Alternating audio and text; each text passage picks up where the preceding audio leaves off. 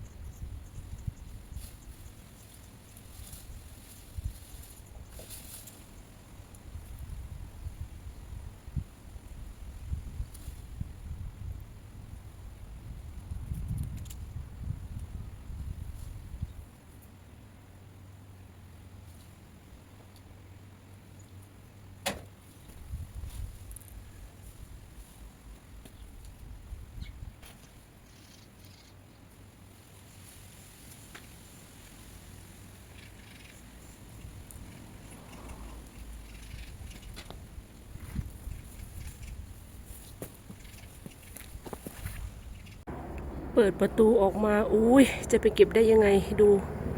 มันจะลื่นไหมเนี่ย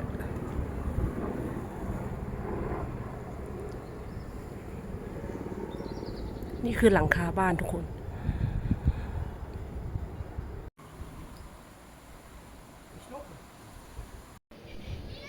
ทุกคนดูต้องได้ตัดกิ่งลงมาเพราะว่าต้นสูงมากเก็บไม่ได้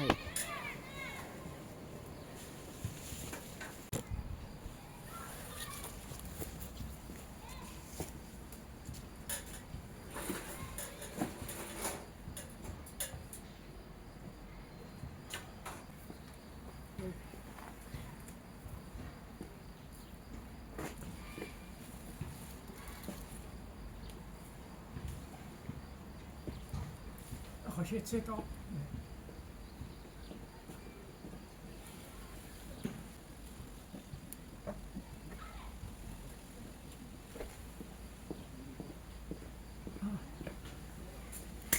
Ophouden, dan ga je zo oplossen. Even. Zes. Je moet niet aan botten. Oké. Ja. Opschieten, ga je het op.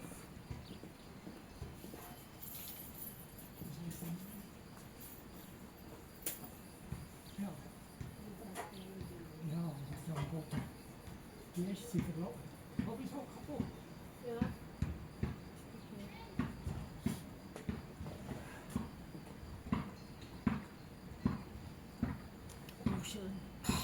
Nee, morgen ga ik alles. Ja.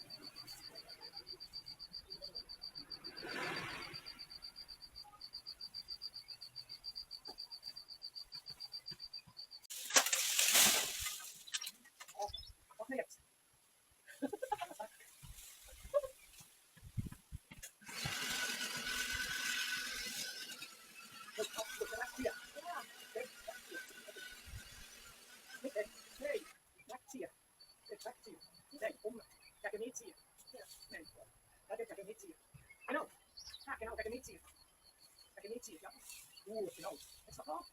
Goed. Goed, goed. Wat is dat? Sorry. Kom zo weer. Kom zo weer.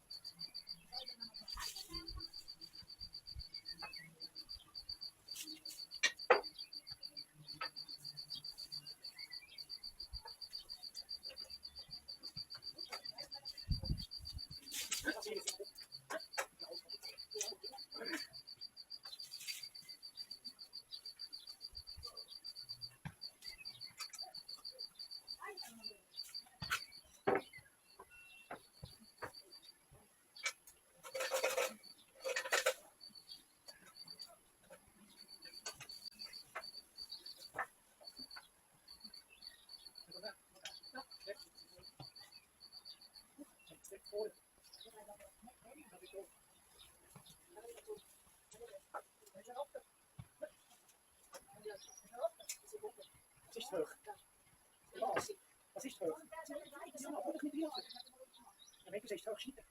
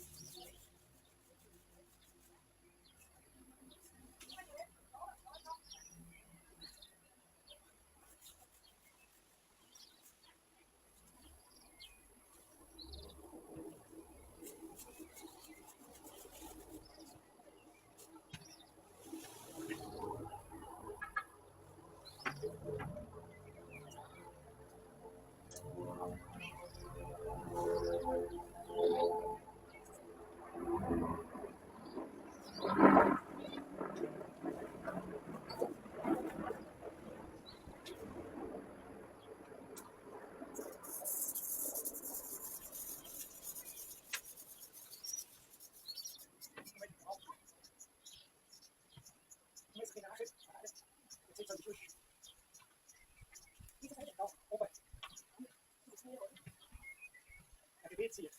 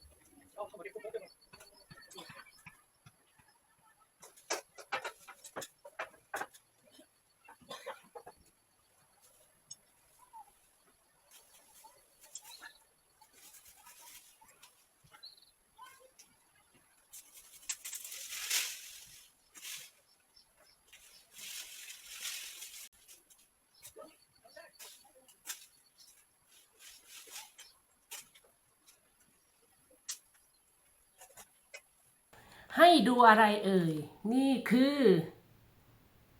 ลูกเชอรี่จ้ายายนาสอยมาจากบนต้นเมื่อวานหน้าบ้านตรงนี้เองแล้วเดี๋ยวยายนาจะไปสอยต่อวันนี้ยังไม่หมดทุกคนเยอะมากต้นสูงท่วมหลังคาเลยต้องขึ้นไปสอยแต่ฝนมันตกไงขึ้นลำบากเดี๋ยวกลัวลื่นเนาะที่เอามาเนี่ยยังไม่แดงมากแต่ว่ายายนาจะมาแยกเอาลูกที่สวยลูกที่สวยๆที่ยังไม่โดนเจาะแยกใส่กระด้งไว้ต่างหากเนาะเนี่ยแล้วก็รอให้เขาแดงเองหรือถ้ามีเคล็ดลับใครอยากให้แดงมากกว่านี้ก็เอาลูกแอปเปิล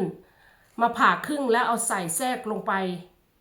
เหมือนเขาไปทำปฏิกิริยาอะไรกันยานาก็ไม่รู้เท่าที่อ่านมาจากใน YouTube ผ่าแอปเปิลเป็น2ซีกแล้วก็ใส่ข้างใดข้างหนึ่งก็ได้ทั้ง2ซีกเลยแล้วก็เอาไว้ในบ้านแล้วเดี๋ยวเขาก็จะแดงเองเนี่ยตอนนี้ยายนาเอามาลูกยังเป็นแบบนี้อยู่เลยทุกคนกลัวนกจะกินก่อนเพราะว่านกชอบกินปีที่แล้วยายนาไม่ได้กินเลยเนี่ยลูกยังออกขาวๆแดงยังไม่แดงมากตอนเอามานะเมื่อวานนะแต่พอมานะเช้านี้ดูสิแดงละแดงเองธรรมชาติเลยภารกิจวันนี้ก็คือเดี๋ยวจะแยกตรงนี้ก่อนพอแยกใส่กระด้งอันนี้แล้วส่วนที่มันเสียครึ่งหนึ่งอีกครึ่งหนึ่งยายนาก็จะผ่าแล้วก็เอาไว้ทำแยมเนาะทำแยมแยกตรงนี้เสร็จแล้วเดี๋ยวยายนาจะไปขึ้นสอยซื้อตะกร้อสอยมาจากเมืองไทยแล้วก็เอาใส่ไม้ยาวๆแล้วเราก็สอยเสร็จตะกร้อก็ตะพายย่ามขึ้นไปเนาะเดี๋ยววันนี้เราจะแยกอันนี้กันก่อนโอเคแยกกันก่อนเลยจ้า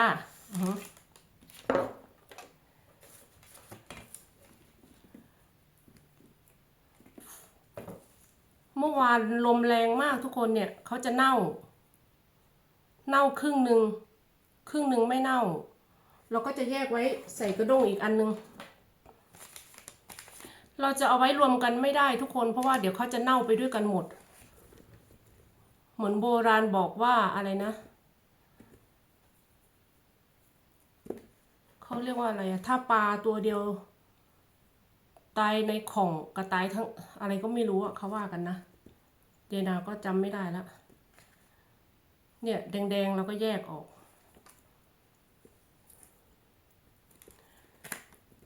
เราก็ไม่ใช่แยกแต่ลูกแดงทุกคนแยกลูกขาวๆออกมาใส่รวมกันได้เลยขอให้เขาไม่มีที่จุดที่เขาไม่เน่าแค่นั้นเองจุดที่ไม่โดนนกเจาะปีที่แล้วนกเจาะเต็มเลยยายนาไม่ได้กินเลย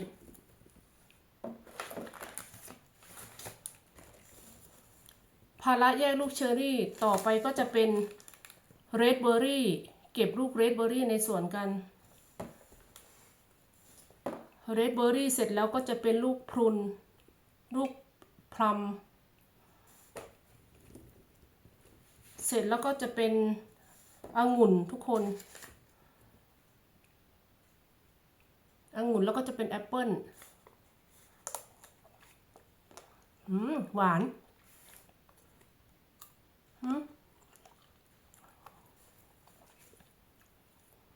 หวานอันนี้เขาก็จะเป็นจุดทุกคนเห็นไหมเป็นจุดอยู่ข้างหนึ่งอีกข้างหนึ่งใช้ได้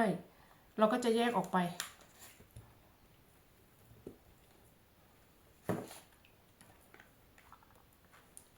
อันไหนเน่าเราก็ทิ้งไปเหตุผลที่เขาเน่าแล้วเขาร่วงลงกับพื้นเพราะว่าฝนตกลมแรงทั้งอาทิตย์เขาไม่มีโอกาสได้แบบเป็นลูกสวยงามอากาศที่สวิตนี่ถือว่าปีนี้คือผีเขาผีออกไหมเดี๋ยวก็ฝนเดี๋ยวก็ลมเดี๋ยวก็หนาวเดี๋ยวก็ร้อนจากอีหยังเดาบ่ถูกปวดเสียนเวียนเก่านี่ดิงามจ้ะงามหลายงามแท้นึกถึงสมัยอยู่เมืองไทยบ้านนอกเราเนาะบางจังหวัดก็ไม่มีจะกินแบบนี้อ อยู่สวิตอยากปลูกอะไรก็ได้ปลูก อยากกินอะไรก็ได้กินโหยหาแต่ผักไทยอยู่สวิตผลไม้นี่เยอะคัก